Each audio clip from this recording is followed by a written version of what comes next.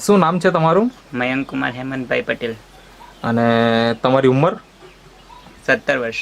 17 વર્ષ. હા. હવે ઉંમર 17 વર્ષ. અત્યારે તમે શું કરો છો? ભણો છો કે પછી? હા પણ કયા ધોરણમાં? 12માં. 12મા ધોરણમાં. હા. ઓકે.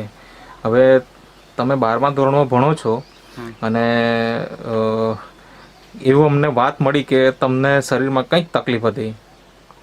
તો શું તકલીફ હતી? થોડીક વાત કરો. એટલે આ હાથમાં એલર્જી જેવી થઈ ગઈ હતી. કયા હાથમાં? આ બંને હાથમાં. બંને હાથમાં હા. એલર્જી જેવી થઈ. હા. એટલે એનાથી શું થતું હતું? ખંજવાળ આવતો હતો. ખંજવાળ આવતો હતો. હા. પછી બીજું લોહી ને એવું કઈ નીકળતું? લોહીને એવું નથી નીકળતું. ઓકે. પણ આખો હાથ ખરાબ થઈ ગયેલો હતો. હા. તમારો ફોટોગ્રાફ્સ આપણે પહેલે બી લીધેલો હતો. હા. તો એ ફોટોગ્રાફ્સ પણ આપણે જોઈશું કે ખરેખર હાથમાં કેટલો પ્રોબ્લેમ હતો. હા. તો આ તમે દર્શક મિત્રો જોઈ શકો કે એમના હાથમાં કેવી તકલીફ હતી પહેલા. અને આજનો આ તમે જુઓ હાથ, તો કે હાથમાં કોઈ તકલીફ દેખાતી નથી અત્યારે. આપણે જોઈએ ઝૂમ કરીને પણ અહીંયા કંઈક બતાવતું નથી એવું કે વધારે તકલીફ છે કાંઈ. બરાબર? મતલબ કે એકદમ સારું થઈ ગયું છે. તો આ શું એક્ઝેક્ટ તકલીફ હતી એમ હાથમાં? ખંજવાળ આવતી હતી. હા. તો ડૉક્ટર પાસે તો ગયા જ હશો તમે? હા ગયા. ક્યાં આગળ ગયા? સાતેમ, પછી મહુવા. સાતેમ, મહુવા. મહુવા. હા. એટલે સ્પેશિયલ કોઈ ડૉક્ટર પાસે કે કેવું? હા, એટલે ચામડીના ડૉક્ટર પાસે ગયા હતા. ચામડીના ડૉક્ટર પાસે ગયા. બરાબર. અને ત્યાં આગળ ડૉક્ટરે કીધું કે એલર્જી છે. હા. બરાબર. પછી બીજી જગ્યાએ કોઈ જગ્યાએ? સાતેમ. સાતેમ. મતલબ આવા કેટલા ડૉક્ટર પાસે ગયા હશે? 2-3 ડૉક્ટર પાસે તો ગયા છે. 2 થી 3 ડૉક્ટર પાસે. અને તમને જે તકલીફ હતી કેટલા વર્ષ જૂની હતી? 2 વર્ષ. 2 વર્ષ જૂની. તો હવે એમની દવા કરાવી પછી તમને સારું થઈ ગયું કે નહીં થયું? હા, થયું. પછી પાછું શું થતું હતું? પછી તો સારું થવા લાગ્યું. નહીં. જ્યારે ડૉક્ટરની દવા તમે વાપરતા, હા, તો ત્યારે શું થતું હતું? એટલે સારું થઈ જતું તો પાછું થઈ જાય. બરાબર. એટલે વારંવાર પાછું થઈ જતું. હા. બરાબર. આવું 2 વર્ષથી તમને સતત થતું હતું. હા. હાથમાં તો હતું જ, પણ એની સાથે પગમાં પણ કંઈ હતું કે પછી કેવું? આખા કોઈ શરીરમાં કે કેવું? હા, પગમાં હતું. આ પગમાં હતું કે? હા. બરાબર. હવે તો એમાં પણ કંઈ દેખાતું નથી. તો એક્ઝેક્ટ તમને આ ફાયદો શેનાથી થયો તે થોડીક વાત કરો. હા. આ ક્રીમ દ્વારા. હા. અને આ પાવડર દ્વારા. આ જે નેટસપ કંપનીનો પાવડર છે, નેચરામોર ચોકલેટ ફ્લેવર, જે બાળકો માટેનો પાવડર છે, આનો તમે ઉપયોગ કર્યો. હા. કેવી રીતે લેતા? 1 ચમચી દૂધમાં આ 1 ચમચી પાવડર નાખીને પછી પી જવાનું. ઓકે. એટલે આવું એક ટાઈમ લેતા કે 2 ટાઈમ લેતા? 2 ટાઈમ, સાંજે અને સવારે. સાંજે અને સવારે. હા. પછી એની સાથે બીજું વસ્તુ શું વાપર્યું? આ સાબુ.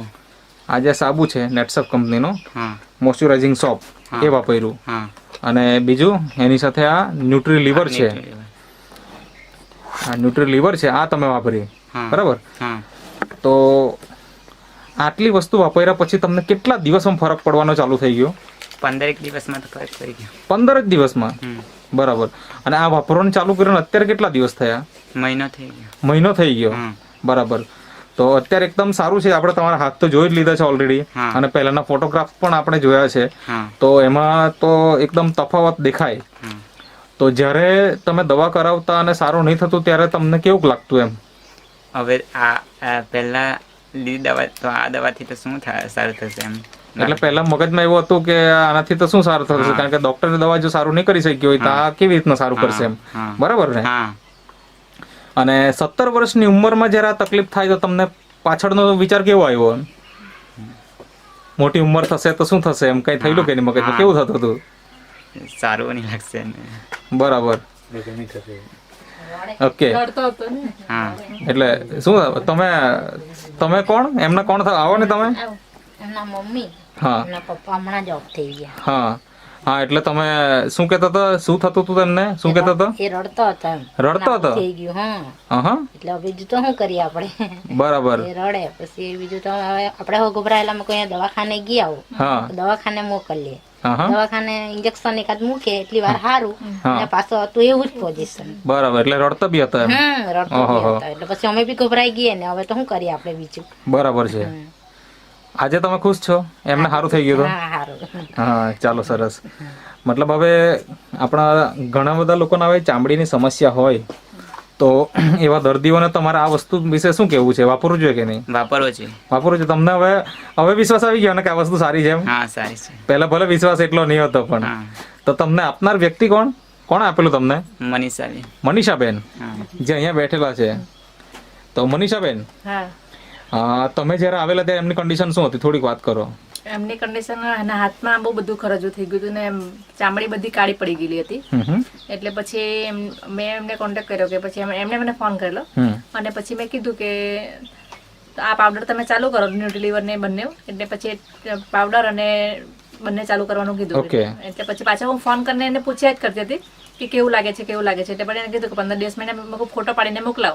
એટલે ફોટો પાડીને મોકલાયો પછી મને થોડીક રાહત થઈ ગઈ. ના, ઘણું સારું થઈ ગયું. એટલે 15 દિવસમાં જ એમને ઘણી રાહત થવાની ચાલુ થઈ ગઈ. બરાબર છે, પરફેક્ટ. ઓકે, હવે તમારું નામ તો કીધું મયંક, બરાબર ને? પણ તમારું ગામ? દેદવાસણ. અને આ ફળિયું કયું દેદવાસણમાં? નાયકીવાડ. એટલે દેદવાસણ એટલે તાલુકો કયો લાગે? મહુવા. અને જિલ્લો સુરત.